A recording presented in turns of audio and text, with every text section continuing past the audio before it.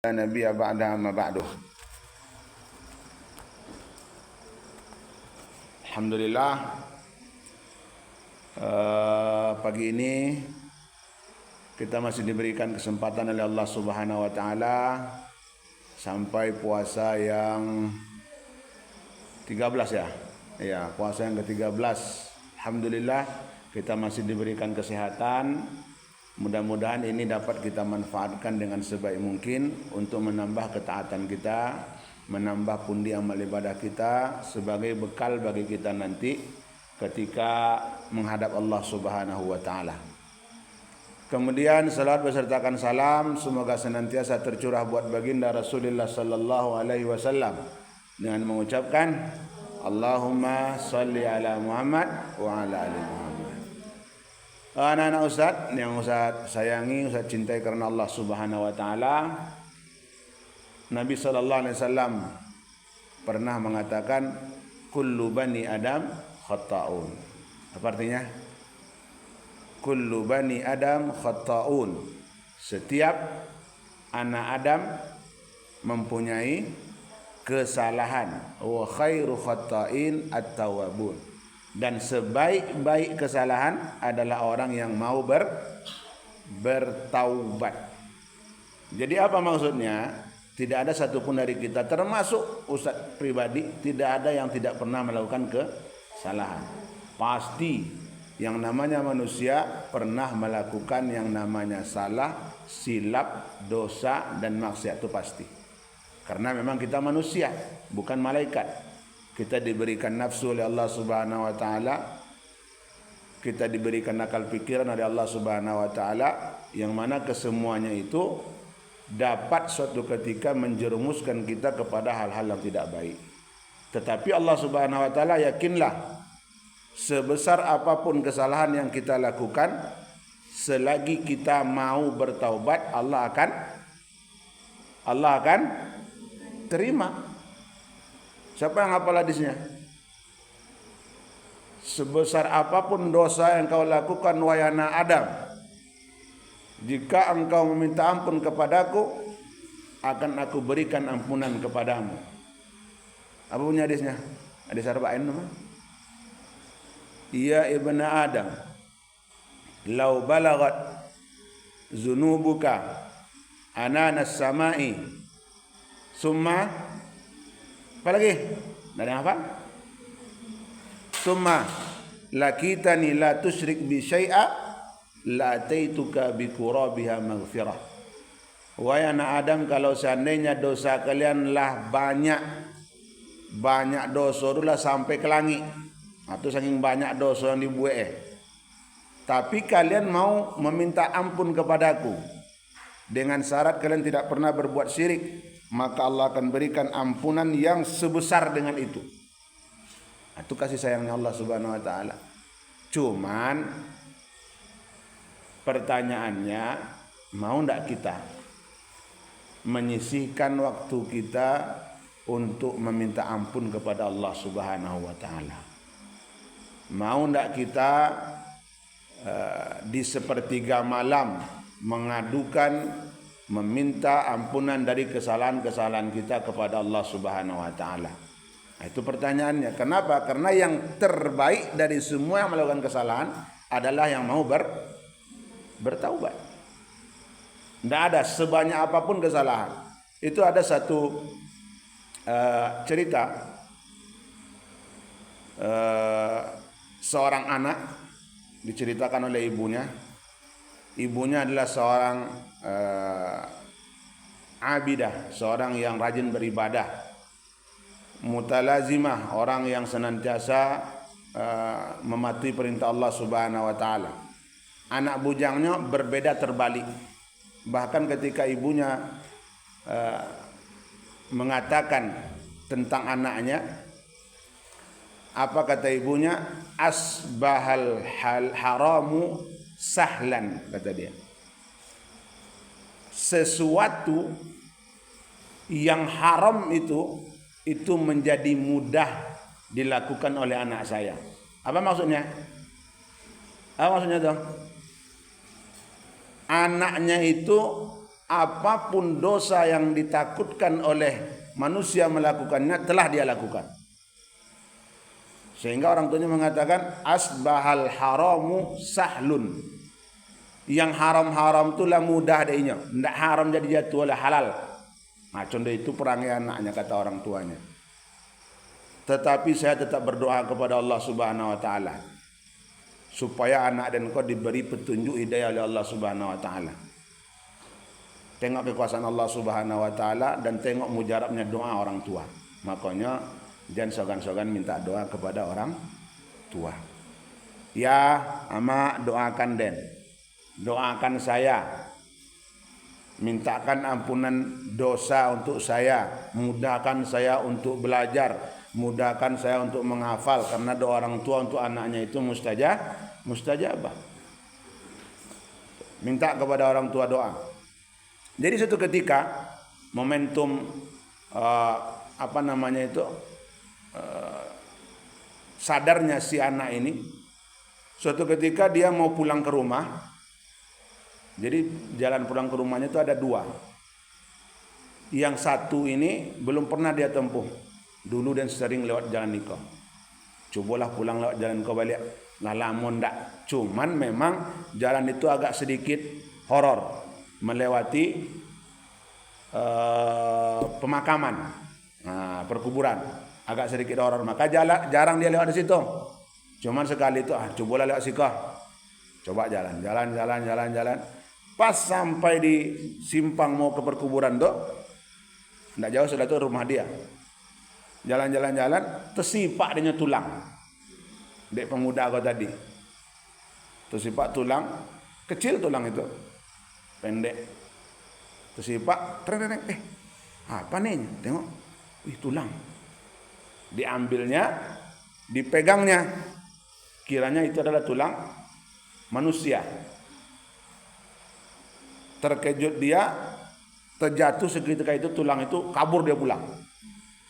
Pulang sampai di rumah pucat. Dia pengyang kata mah. Lari ke kamar, ketakutan menggigil. Apa anak dia kau? Kata orang tuanya. Ndak biasa-biasa aja ikut aja. Di lapede ibunya dulu kan, la tonang anak ado, ndak apa, ndak takut lagi. Baru diketok pintu oleh ibunya, tok pintu kamarnya. Assalamualaikum. Waalaikumsalam. Boleh ibu masuk? Masuklah bu. Masuk. Apa yang terjadi kepada dirimu? Kata ibunya kepada anaknya ini. Kok sampai seperti itu? Tidak pernah nengok takut sini kodong. Nah, itulah bahasa Inggrisnya kan. Karena memang anaknya ini orang nakal gitu kan. Tidak kan ada takdir kan, lah sama kayak setan perangainya begitu. Atau tahu pulang sekali itu ketakutan. Duduk si kobun, duduk ibunya, si tendenya. Saya tadi pas mau pulang ke rumah, saya coba lewat jalan yang sebelah sana. Tumben kata ibunya. Iya, saya entah apa yang menggerakkan hati saya ingin melalui jalan di situ. Tuh, dapat dan tulang manusia di situ. Seketika itu dan tersadar, besok cepat atau lambat saya akan juga menjadi seperti ini. Itu yang membuatnya ketakutan. Sadarnya pasti suatu saat nanti saya juga akan tinggal tulang belulang juga. Itu yang membuatnya takut akan dosa-dosanya, akhirnya kaburnya pulang. Apa kata Allah matinya? Alhamdulillah, mulai sadar anak yang godong. Tu apa jangan? Itulah maklah banyak tu dosa dan buat. Oso-oso bisa nak diampunkan Allah Subhanahu wa taala. Ndak apa macam itu yang bercakap. Dibandingkannya dengan amak pikir katanya kan, ibu pikir. Kita punya pembantu nih di rumah. Tahu-tahu pembantu ini tanpa ngomong, tanpa apa, kabur dari rumah. Susah kan ibu jadinya. Tidak ada yang bantu ibu di rumah. Dan ketika dia datang lagi, kira-kira ibu marah apa tidak? Ya marahlah. Lapai tanpa salam tuh. Dah pergi tanpa salam. Tuh datang di situ minta kau jual balik. Itu bohongi uang. Marah kata ibunya kan. Itu yang terpikir oleh saya ibu. Saya sudah banyak melakukan dosa, saya menghadap kepada Allah Subhanahu wa taala, marah Allah Subhanahu wa taala nanti. Apa jawaban sang ibu? Ndak condo itu dona. Allah Subhanahu wa taala itu Maha Pengampun, Maha Penyayang. Le iyo nya dubut. Dibuka Al-Qur'an dek ibunya. Dibaconya ayat Kul li ibadiyalladzina asrafu ala anfusihim la taqnatu mir rahmatillah, kata ibunya. Baru seketika itu menangi anak bujang itu. Apa artinya itu? Kul li ibadiyalladzina asrafu ala anfusihim. Kul, katakanlah, li ibadiyalladzina asrafu ala anfusihim, kepada hamba-hambaku yang telah terlalu banyak melakukan dosa. La taqnatu mir rahmatillah. Jangan pernah berputus asa dari kasih sayang Allah. Menangi anak sejadi-jadi, ibu isu seandainya dan meninggal,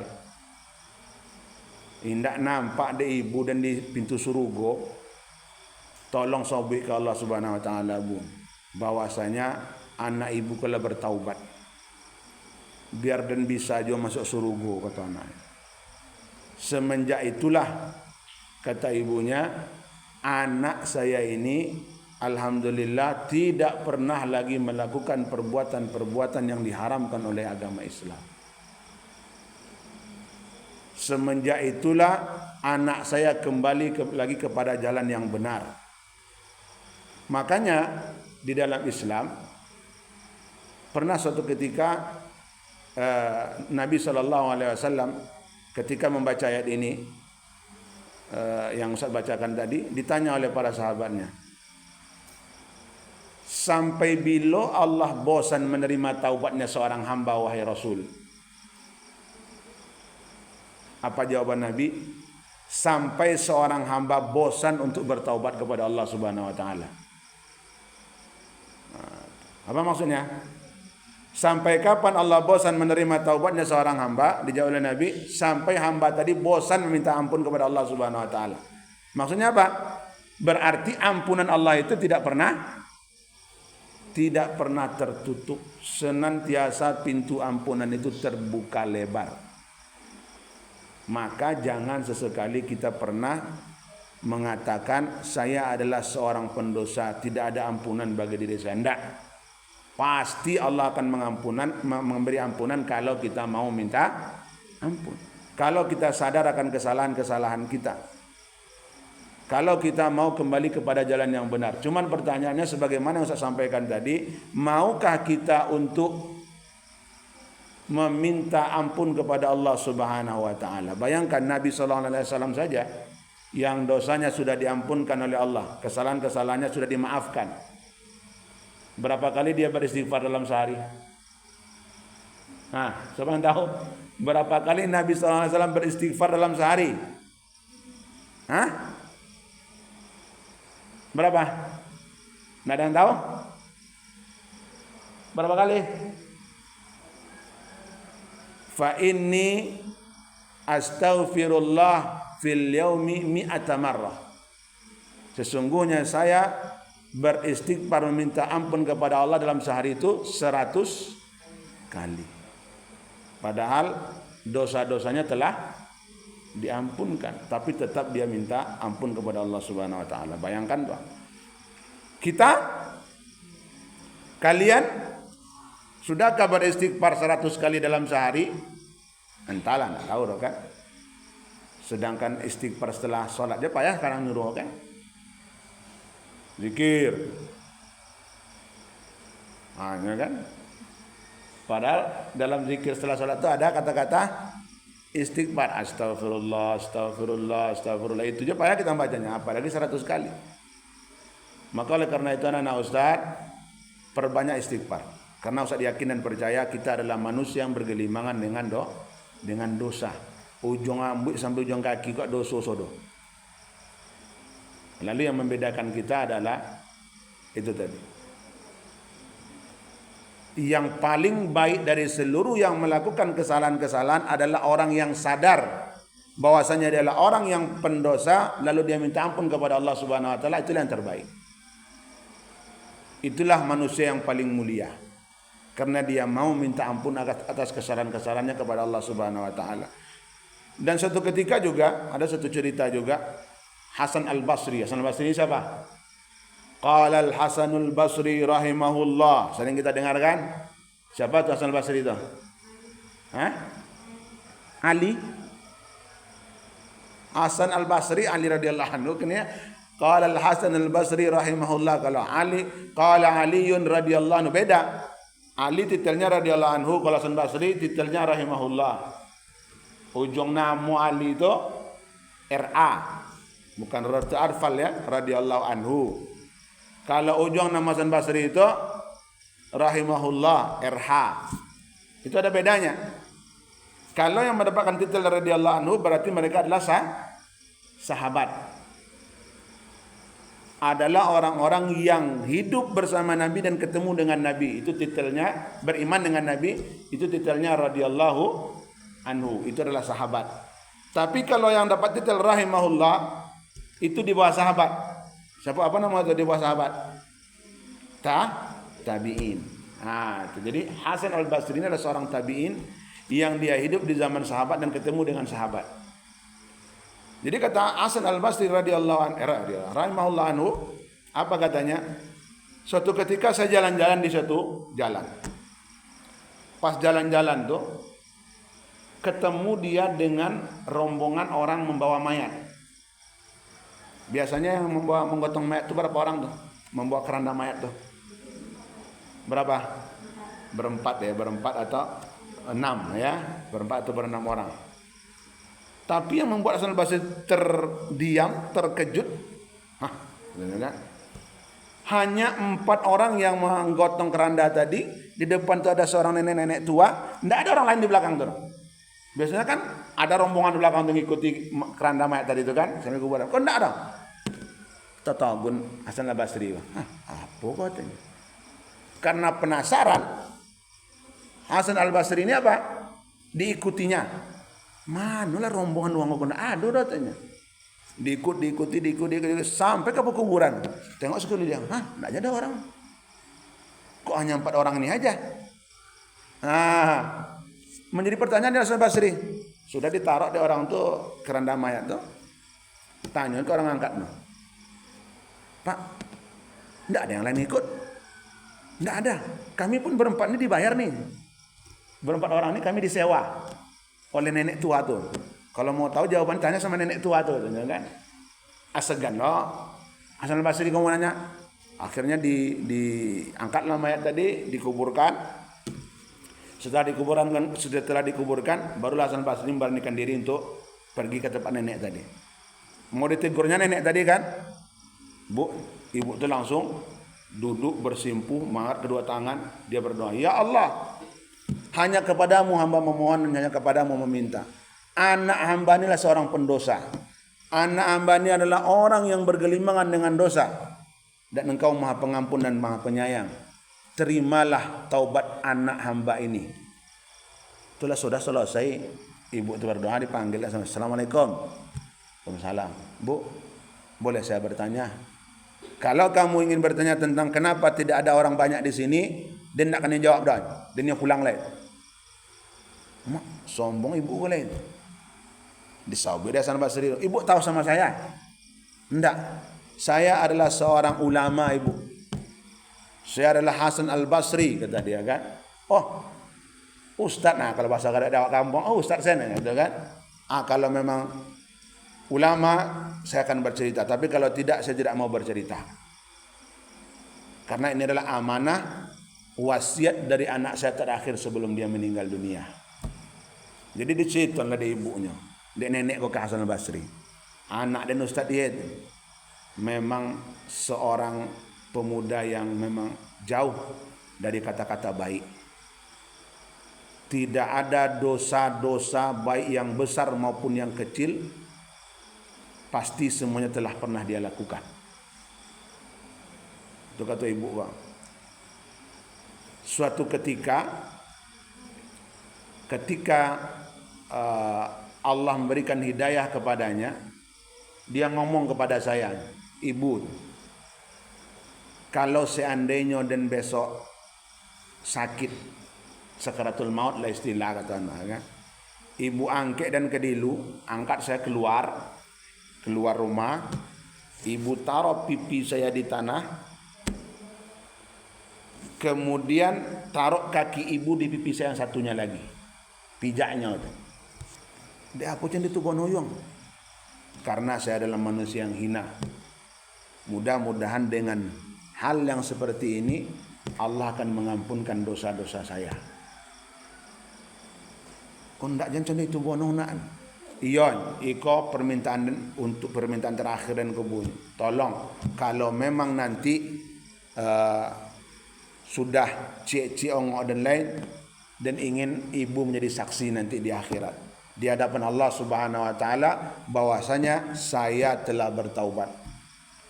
Datanglah ketika itu, tidak lama sudah itu anakku sakit. Entah memang takdir Allah Subhanahu wa taala, entah memang doanya tadi diminta oleh Allah Subhanahu wa taala, itu Allah taala alam. Cuma kata ibunya kok, tidak lama setelah dia ngomong seperti itu, anak itu sakit, dan sakitnya itu memang membuat dia tidak bisa bergerak kemanapun, lumpuh dia, tidak bisa ngapa-ngapa anak tadi. Sehingga ibu itu sudah merasa, ini jangan-jangan kena omongan anak ini kemarin. Tapi sudahlah, selagi dia mau mendekatkan diri kepada Allah Subhanahu wa taala, dibantu dia butuh di papa adeknya, bu dan dia berwuduk di papa adeknya, dia sholat di papa adeknya, makan di suap. Tidak bisa bergerak anak itu dah, memang lumpuh total. Kadang baca Quran, dibukakan Al-Quran di ibunya. Setiap hari seperti itu sampai suatu ketika sakitnya itu bertambah parah. Lah cik ongo apa katanya ke ibunya, bu tolong bawa dan keluar. Nak ngapung yang sakit koman, bawa dan keluar seperti permintaan dan dulu. Dibawa lah ada ibunya ke keluar, dibawa keluar, ditaruh anak itu di tanah, pipi sebelahnya ditaruh di tanah, tangga ke ibu di pipi yang sebelah sikau. Dengan berat hati dia tangga kaki amak itu, dia kata pipi anak satu lagi. Terbayang kalanya kan? Sampaikan kepada Allah Subhanahu wa taala, ibu menjadi saksi bahwasanya saya manusia pendosa yang telah bertaubat kepada Allah Subhanahu wa taala. Tambah parahnya, akhirnya nak tega ibu udah mula ke dalam. Lah tu kan. Diangkatlah ibunya, taruh di kasurnya. Apa kata anak satu lagi, bu, besok ketika saya telah dimakamkan, ketika saya telah dikuburkan, dan langsung ibu pulang nak. Sebelum itu, kalau saya meninggal nanti, kata anaknya, jangan beritakan kematian saya kepada siapapun, baik kepada keluarga kita, anak istri saya, kepada masyarakat sekitar ini, jangan diberitakan. Atau anaknya kok, dia apa yang ibu lah tu nak kan tolong menyelenggarakan mak nang suang dot, cari uang, upahkan, digaji uang sampai uang, digaji untuk menyelenggarakan mak saya. Dia apa macam itu nak? Karena saya yakin ketika ibu sampaikan kepada orang-orang bahwasanya saya telah meninggal, pasti orang tadi bercerita yang tidak baik. Karena anak ini terkenal memang anak yang nakal, anak yang selalu melakukan perbuatan dosa. Ibu sobui dan lah bertaubat, tak akan percaya orang satu suang, tak akan percaya orang. Satu orang pun tidak akan percaya kalau ibu sampaikan bahwasanya saya telah bertaubat. Jadi daripada saya tersiksa setiap orang ngomong yang tidak baik, makanya ketika kalian melayat ke rumah orang meninggal, itu kan dianjurkan jangan katakan kecuali yang baik. Kata Rasulullah SAW, ketika kalian melayat mayat, pergi ke rumah orang, apa namanya itu, takziah ya, pergi ke rumah orang, jangan bercerita yang tidak baik tentang si mayat. Kenapa? Karena setiap kita bercerita yang tidak baik tentang si mayat, mayat itu akan tersiksa. Maka katakanlah yang baik-baik saja tentang dia. Ini yang ditakutkan oleh si pemuda ini tadi, ya. Yang ditakutkan oleh si pemuda ini tadi, takut dia alun sampai dikubur inilah tersiksa. Maka jangan cito kau siapa yang cito aja kepada orang lain mak. biarlah saya meninggal, ya hanya ibu yang tahu. Kemudian setelah saya dimakamkan nanti, setelah saya dikuburkan nanti, tolong ibu jangan langsung pulang. Tunggu dulu sampai betul-betul Allah Subhanahu wa taala mau menerima saya. Ayolah nak. Walaupun nak masuk di akal ya ibu tu kan, tapi karena anaknya sudah sakaratul maut, iyalah, dah lama sudah tu fafadat ruhuhu. Meninggallah anak tadi. Itulah kata ibu tadi itu. Makanya Ustaz kepada Hasan Al-Basri itu, makanya Ustaz tengok hanya 4 orang inilah yang ada di sini. Karena ini memang amanah dari anak saya. Permintaan terakhir dari dia. Makanya ketika Ustaz berdiri di belakang saya tadi, saya tidak pedulikan. Kenapa? Karena saya memang menunggu perintah dari anak saya tadi, harus menunggu dulu setelah dikuburkan. Memang, wallahi kata ibunya, demi Allah Ustaz, saya sudah senang. Pertama saya menangis minta kepada Allah SWT, ya Allah, ini adalah anak saya adalah orang pendosa. Tolong berikan ampunan kepadamu. Tapi setelah saya itu saya ketawa. Ustaz kan menengok saya ketawa tersenyum tadi, karena memang saya mendengar suara dari anak saya, Bu, memang Allah itu Maha Pengampun, Maha Penyayang. Pulanglah ibu leh. Karena Allah telah menerima taubat dari saya. Maka dan pulanglah Ustaz. Diceritakan kepada Hasan Al-Basri. Ide itulah Ustaz, tidak ada orang mantau main anak dengan kau main. Itu anak Ustaz itu. Ya, itulah bukti nyata bahwasanya Allah itu pasti akan menerima taubatan minta ampunan dari seorang hamba selagi hamba tadi ikhlas untuk bertaubat kepada Allah Subhanahu wa taala. Makanya kita tidak bisa menghakimi seseorang, tidak bisa kita menghakimi. Walaupun dia adalah orang yang banyak melakukan perbuatan salah, orang yang banyak melakukan perbuatan dosa, tidak bisa langsung kita hakimi, oh kau penghuni neraka dia nih, tidak bisa. Karena kita tidak tahu pada akhirnya nanti bagaimana. Innamal a'malu bil khawatim, karena amal ibadah itu dilihat pada akhirnya. Ibadah itu dilihat pada akhirnya. Maka kita sebagaimana kita bahas di pagi kemarin, Nabi menganjurkan kepada kita untuk meminta, ya Allah, cabutlah nyawa saya, yaitu akhir dari hidup saya melakukan perbuatan yang baik. Sebagaimana cerita orang yang bunuh 99 orang tersebut yang dalam Sahih Bukhari tadi, yang ceritanya masyhur sering kita dengar.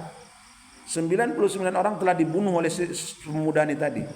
Ketika dia ingin bertaubat, pergi di satu kampung ke salah seorang alim di situ, dia bertanya, Ustaz dan seorang pendosa, apa kedosa yang membuat dan membunuh 99 orang? Weh, tidak bisa diampun dosa anggotanya. Tidak bisa tobat nak terima anggotanya. Dibunuh lah saya katanya. Ustaz mati, Ustaz dah lah satu orang lengkap, dia satu orang yang bunuh. Ustaz kan tak antunya mungkin dah kan. Pak dia kau temperamen. Tentunya ada 99 orang, siapa yang tidak terkejut dengar itu kan. Apa dosa orang 99 yang bunuh orang sen? Ngeri katanya kan. Tidak ada ampunan untuk kamu dah. Ngeri kok, kesalahan kamu dah fatal. Dibunuh saya mati. Pas lengkap 100 orang dia bunuh. Tapi pemuda ini tetap ingin bertaubat, perginya lagi ke daerah tadi. Itu apa katanya? Sen, entah saya kodek takut ataupun antu kan. Dan sebono sebelum nikah membunuh 99 orang bau tu. Dia ingin bertaubat. Paiden ke ustaz di situ. Sabu ini bisa diterima taubat dan bunuh ustaz doanya. Lengkap satu uang. Akhirnya datang ke ustaz.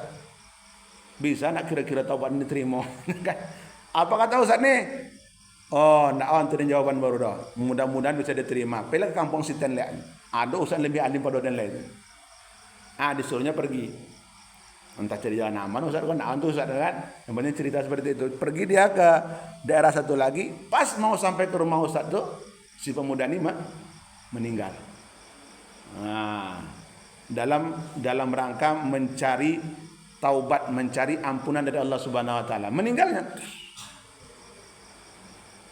Seketika itu turun malaikat penunggu neraka. Siapa? Malik. Iya ya, Malik ya. Ingin membawa dia ke ruhnya ke neraka. Datang malaikat Ridwan mau membawa ruhnya ke surga. Bobi malaikat doang. Inya lah banyak menuang. Tidak ada tempatnya kecuali di neraka. Malaikat Ridwan tapi inya ingin bertaubat. Tapi kalau sempat bertaubat lagi, tapi kan ingin bertaubat inya nah, berdebat. Akhirnya dibawa kepada Allah Subhanahu wa taala. Si pemuda kok contoh ikut ceritanya. Apa kata Allah Subhanahu wa taala? Diukur. Mana jaraknya yang lebih dekat? Apakah lebih dekat jaraknya ke tempat dia melakukan perbuatan dosa atau ke tempat dia ingin bertaubat? Diukurlah jarak akhirat dokeknya tampaknya ke tempat dia ingin bertaubat. Akhirnya masuk surga pemuda. Nah, bayangkan dengan anda 99 sati uang dibunuh.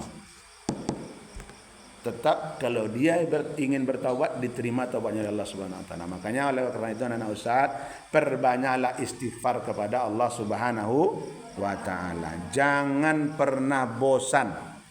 Setiap kita melakukan kesalahan, cepat istighfar, cepat minta ampun kepada Allah Subhanahu wa taala. Pasti kita banyak kesalahan, betul, tapi jangan pernah bosan untuk minta ampun kepada Allah Subhanahu wa taala. Buat dosa, astagfirullah, minta ampun. Buat dosa sudah astagfirullah, minta ampun kepada Allah Subhanahu wa taala. Karena memang itulah kewajiban kita, itulah diperintahkan Allah Subhanahu wa taala, perbanyak istighfar kepada Allah Subhanahu wa taala. Mudah-mudahan dengan istighfar yang sering kita baca, dosa-dosa kita diampunkan oleh Allah Subhanahu wa taala. Itu saja yang dapat Ustaz sampaikan untuk pagi ini. Ya, mudah-mudahan ini menjadi sesuatu yang bermanfaat bagi kita. Lebih dan kurangnya Ustaz mohon maaf. Subhanakallahumma wa bihamdika asyhadu an la ilaha illa anta astaghfiruka wa atubu ilaih. Assalamualaikum warahmatullahi wabarakatuh.